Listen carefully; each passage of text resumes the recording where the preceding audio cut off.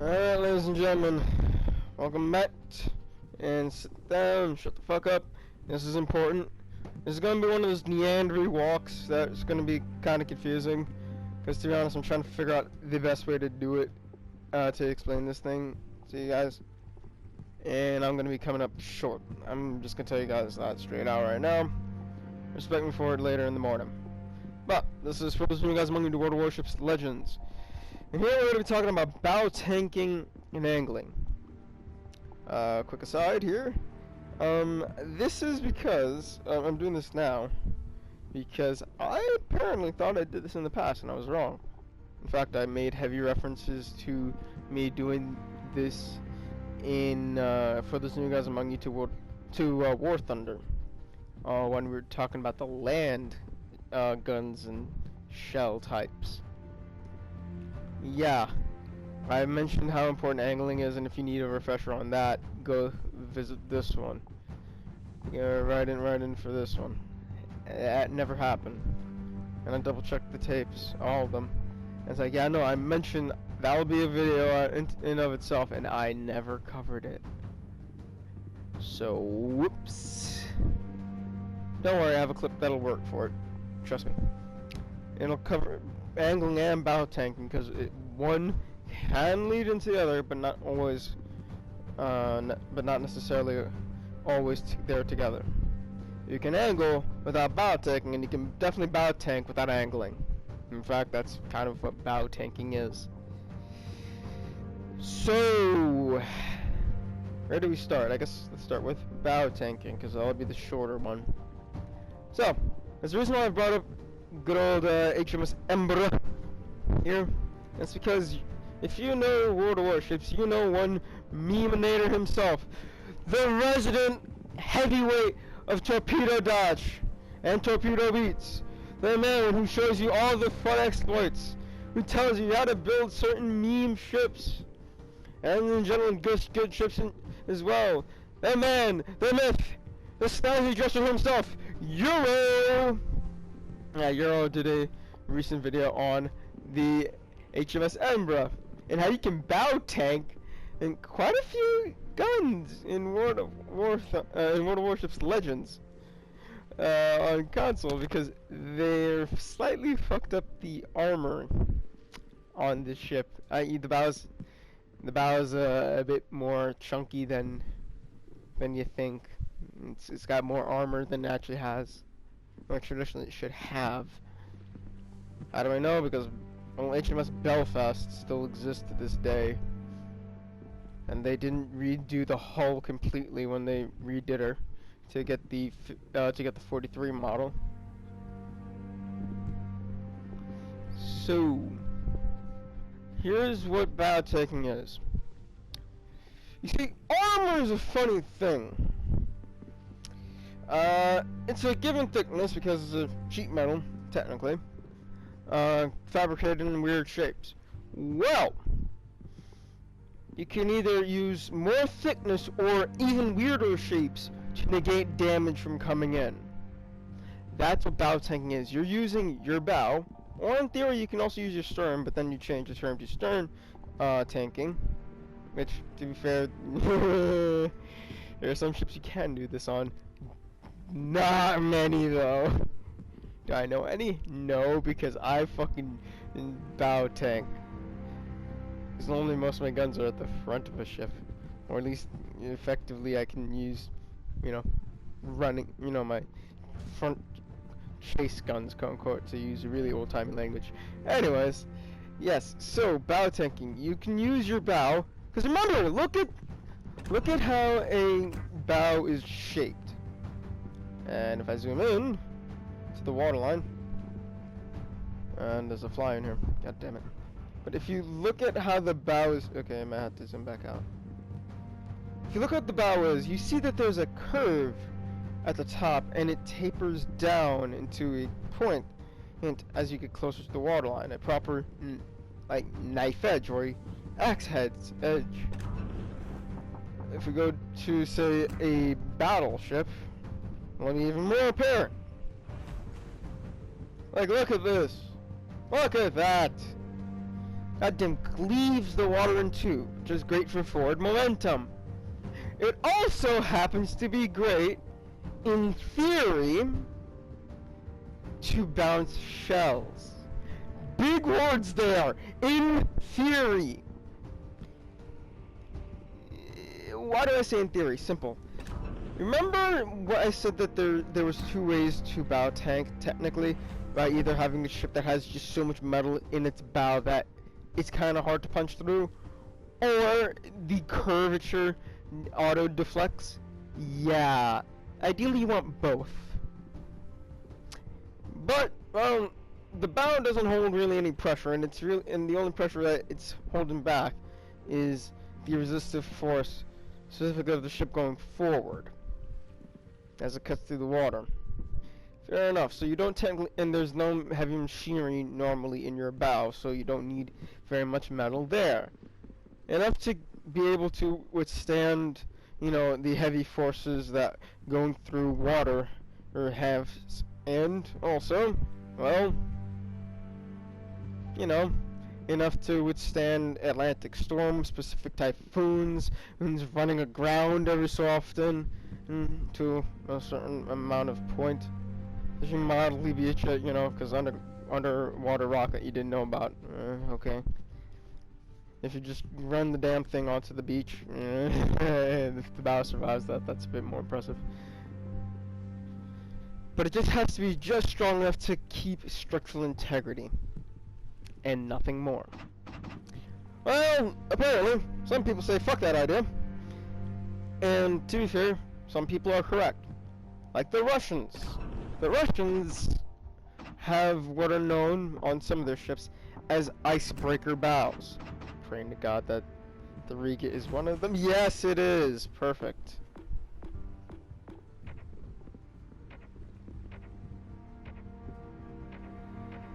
The aft. Fore-end belt. Here it is. Notice that it has a fore-end belt that's at the waterline. And then it has a fore-end plating. That fore-end belt is at the waterline for a very good reason. One, because how the Riga was designed, it was actually designed to have a belt all the way along the length, but for a different reason than you think. And if I remember right, yeah, definitely, I'm right.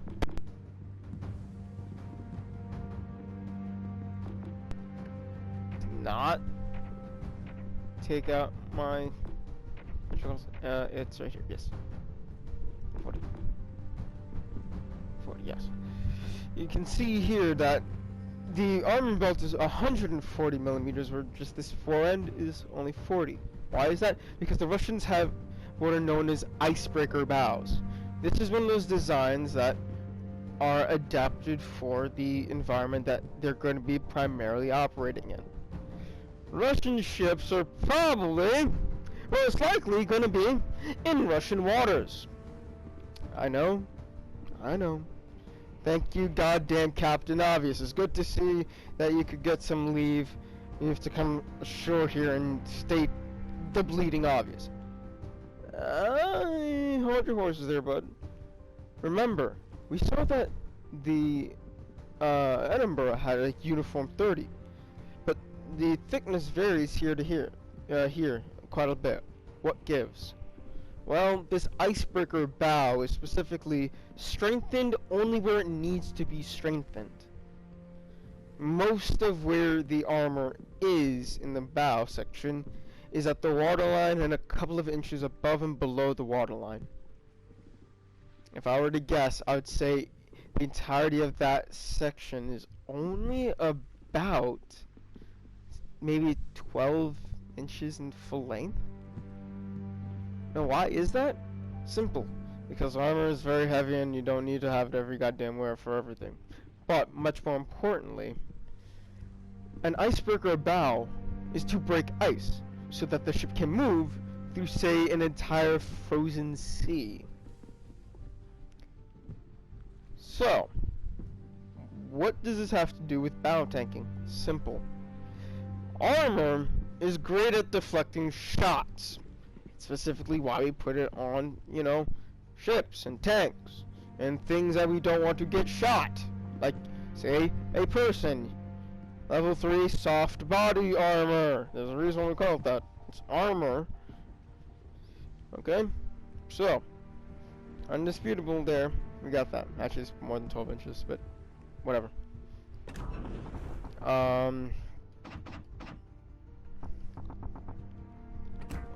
Here. We're going back to Ember now.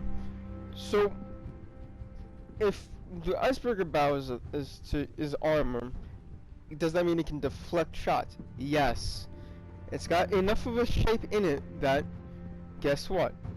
Its effective thickness, given the right conditions, say some jackasses coming at you, closing the distance, making his guns having to aim flatter in this case, is making that armor act much thicker than it is. And he's trying to fire, say, high explosive at it. Okay, well, if we go back to the armor here and we look under 40 millimeters here, it can resist shells of up to it can resist up to 8-inch high explosive shells. And it says here that it can cause any armor-piercing shell to ricochet at appropriate angles. That's important. That is very important. Let's read that again, slowly.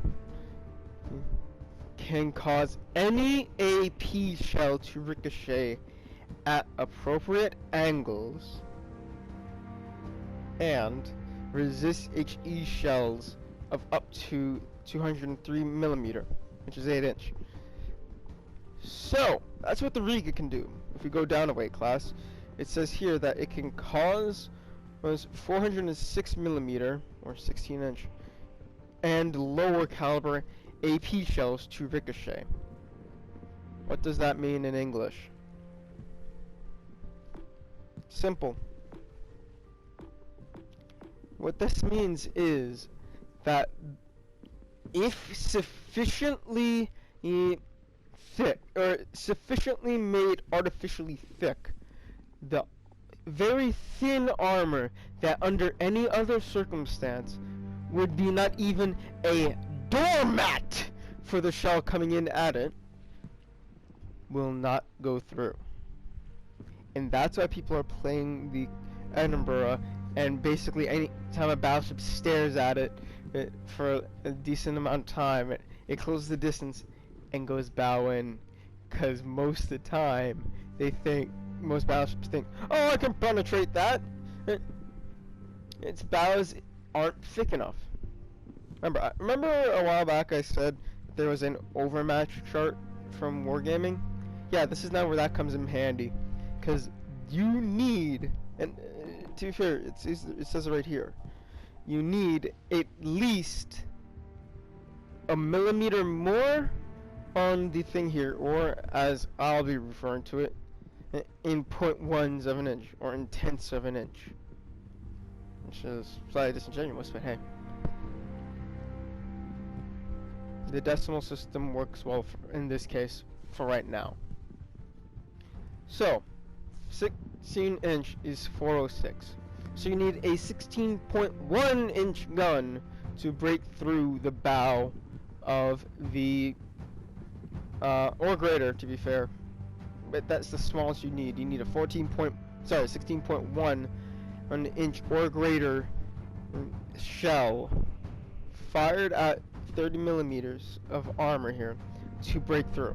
Remember, overmatch means that there's no ricochet count, and that's what battle tanking does. It ricochets your shells, as opposed to angling, which ricochets your shells.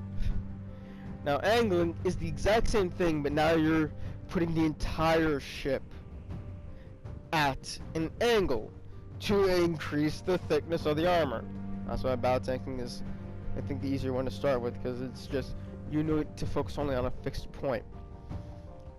Angling is a bit different, because you have to try to keep relative angles already in your ship in mind. Because remember, there's a lot of different ship designs, like these. Don't worry, I'm gonna strip away the armor to show you what I mean. Notice, the Citadel of the Bismarck, the Tirpitz, and quite a few other large capital German battleships are in boxes. Proper square boxes. If you actually go one tier down to the Gneisenau, and actually to the Bayern as well, and we do the exact same thing here, watch what you get. You get... Can you see that? Hold on. Oh, you don't get it. Oh, no, you do. It's just very shallow. Yeah, there it is. You're supposed to see it at the front. You see that there's... It seems that the top edge is chamfered. This now has what's known as a turtleback arrangement. I think the York gets this as well, and if I remember right, if it does, then it will be a little bit more extreme, because it's... Yes, it does. Yeah, there it is. You can see a turtleback. Why is it called turtleback? Well, because it's got a relatively flat top and it angles down away to the edges, like a turtle's back. Hence the name. Anyways, a turtleback is great for not getting penetrated from relatively short range. Why? Because there's a giant whack-off angle where normally the Citadel would most likely be hit. So it'll skate off the angle up towards the flat, which in this case technically could be read as 90-degree, thick armor, so that the shell stops and it can't penetrate. And it's all in theory. If you know me, if you've watched enough, if you've watched a little bit of World of Warships, you know Yorks can be penned like a motherfucker. Not as bad as one of these tier 5 cruisers. Well, technically this is tier 6, but tier 5 cruisers. especially for me, old Exploding McGee if you just stare at him. Well, if you don't want Exploding McGee when you stare at him, Exploding McGee if you just shoot in the general vicinity. To be fair, I'm not taking pot shots at the Omaha because I hate the Omaha. I love the Omaha, but it's a tier 5 cruiser. It's crunchy on the outside, very chewy on the inside. In fact, actually, this is another good point. The Omaha doesn't have armor that can stop any shells. I say that, but I'm pretty sure I've ricocheted a couple of shells off of my belt in the Omaha. But then again, it's so few and far between, I honestly can't think of them, so... Yeah, it doesn't matter. You get penetrated by fucking everything in Omaha, okay? It doesn't matter. Distance to your friend in Omaha. Case in point for that one. But anyways, let's go now to formerly live footage in the Onesan. Now, I must warn you, this is part of a video that hasn't been seen just yet. And probably at the time of this going up, you will have seen it by now. And if not, and if I put this out before, I must warn you, this footage does contain graphic footage of Onesans being abused. Viewer discretion is very much advised. I didn't want to abuse Onesans, and to be fair, I was forced into it honestly, because, well, unfortunately, the guy who was shooting at me was smarter. And that means I had to play a lot more aggressively than I want to. For those of you who don't know an Onesan, which, I mean, I'll have a word with you after class, but Onesan. Now, let's actually look at the armor. Before we actually go to the clip, let's look at the armor. Because where we're going to be playing around here is with this. Okay? Afterwards, don't worry, I'll give you a roundup. Alright, so here we are facing a George V. That's 4-inch guns. Watch what happens when he fires here. No damage taken. No damage taken. Apart from fire damage. That was ongoing at the time. But you can see that that was armor piercing, and we're gonna see it again. And we're gonna see the stark difference between what would stop armor piercing and what wouldn't. Again, he started another fire, and we only took damage from the fire. Again, armor piercing, only damage is from the fire. Next salvo he fires at me is going to be high explosive. And watch the difference between what would stop armor piercing versus what would stop, or what won't stop high explosive. I know the best way to put it.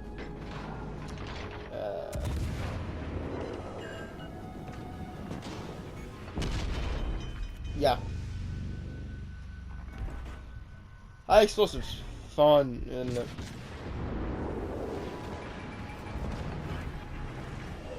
yeah, I need to heal that one out. Ooh, it hurt. Now, that right there is actually, honest to God, what you'll see here. Now, I tried to bow tank this. I know I don't have much in the way. Oh, I switched back. I think he was using arm piercing there, actually. Actually, no, he would have gone through. He would have hit the magazine and detonated me. Yeah, so that's high explosive. Yeah, because the rest of that was high explosive.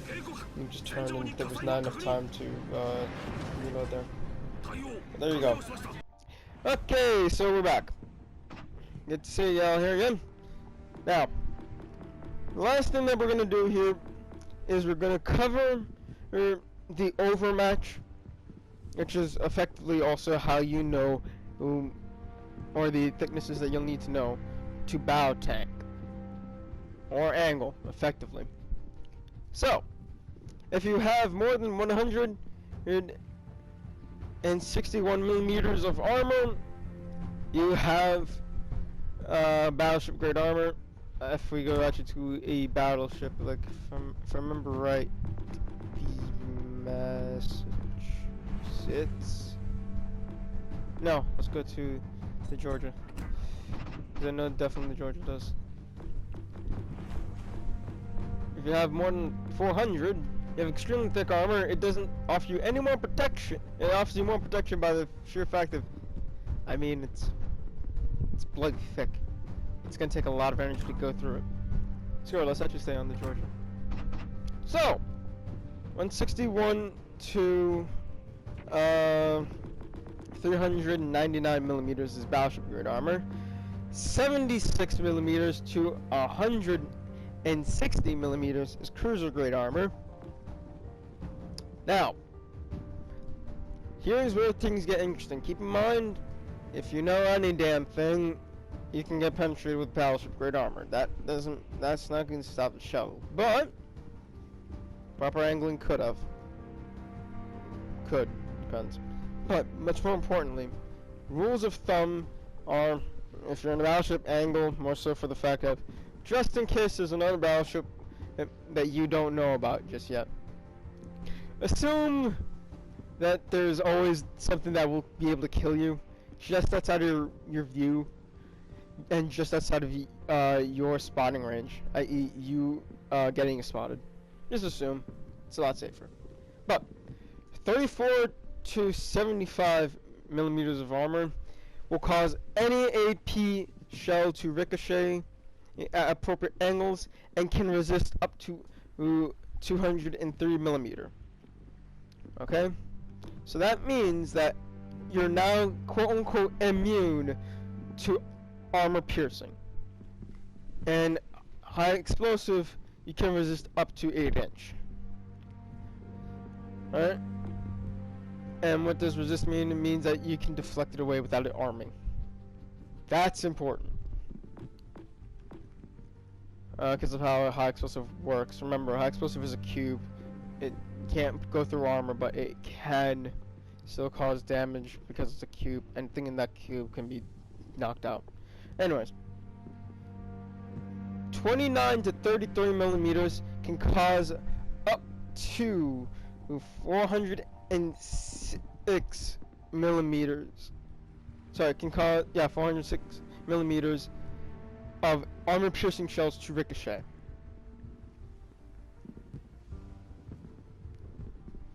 Oh, sorry, 406 millimeters and lower AP shells to ricochet. That's 14. That's 16 inch.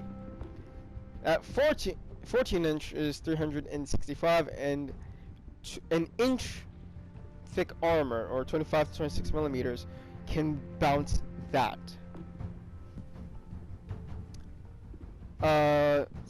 17 to 24 millimeters resists up to 102 millimeters of HE shells. However, 102 millimeter AP shells can deal penetration damage, i.e., it can stop high explosive, it can't stop armor piercing. And finally, can cause 203 millimeter and lower AP shells to ricochet at 15 to 16 millimeters. Yeah, I personally still call bullshit on that, because if I can get penned by by armor piercing fired by an Omaha, which has 6-inch guns, or 152 millimeter, and in a destroyer which has this exact same amount of armor, oh yeah, no, you're a lying son of a bitch. And I'm talking about I can get penetrated at any damn angle. The amount of times I've angled against it and it's not done shit. It overpens. That's a better way to put it. It just goes straight through. But, so in theory, technically, it says here that it can resist, it can cause 8-inch to bounce. Here, it also will be causing 8-inch to bounce. However, a smaller caliber will go through. Don't worry. Main things here: 8, 14, 16. Which rule of thumb is basically, remember, if it's a destroyer grade armor, it should be, you can stop 8-inch. If it's an inch thick, then you can stop up a 14-inch. 14-inch guns can be found on a lot of British battleships, the standard class Americans, the Koenig, the Brittany, and lower there. The Piatvelki and the Gungat, if I remember right, have 12, so that'll be below there as well. So, some battleships that you may or may not face. These are just touchstones off the top of my head that I can think of immediately that have 14-inch guns. We jump up to 30 millimeters, which is the most common, or 32 millimeters, depending on which nation. Most, I'd say, run with 30 millimeters. Now you're looking at 16-inch guns and below. Can ricochet. So that's your Nagatos, your what's the name of that Russian? Ismals, your Bayerns and Eisenhowers, your Colorados, your Nagatos and Mutsus. I mean, they're the same class, but you know, other touchstones here. The Normandy, if I remember right, is equipped with 15s. If I remember right, it's 15. So I mean, that'll bounce as well. But just trying to think. The Normandy has 15s? Less than 15s, okay, cool. Yep, let's double check. Although the Richelieus are 16s.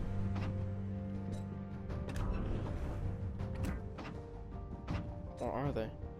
They're not! Okay, so they're just under 16s. Okay, cool. But now you need to overmatch.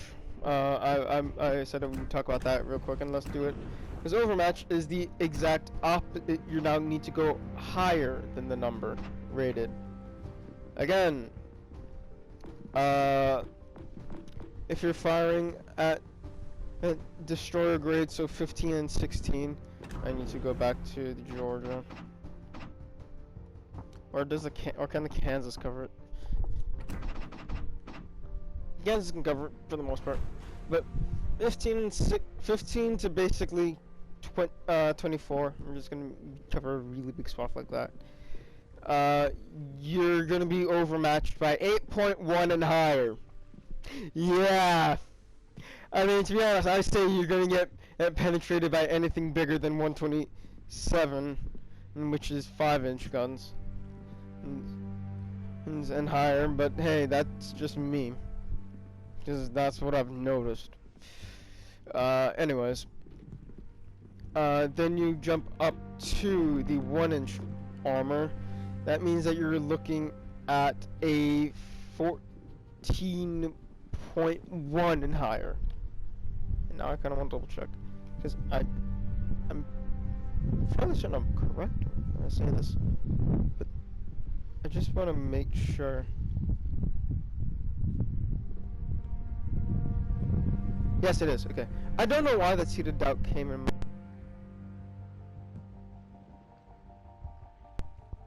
Into my mind that 356 wasn't 14. Yes, it is. So that means that you need 14.1-inch gun or higher. So Nagato, Colorado, Yamato, Grosser Kurfürst, Georgia, they can penetrate you. Be warned. Now, this is where it gets interesting. If you go to the 406, which is 16-inch, and you're going to need a 16.1 and higher. There's actually not that many of those in the game. So, what you need is a Yamato or a Mutsu, or I forget what the one that begins with an S. That's a even more upgunned Yamato with 20-inch guns. The Montana, which has 20-inch guns. The Georgia.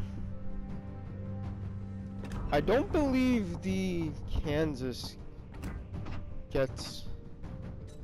No, okay. I was right. I don't believe the Kansas gets them. I could be wrong. I honestly could be wrong. No, I wasn't. Yeah. So there you go. There's a short list of the ships to be aware of to overmatch you if you're battle tanking. And, well, that's all I have to say for this. Thank you guys so much for watching, and for those of you guys among you in the World of Warships, get out there and start playing.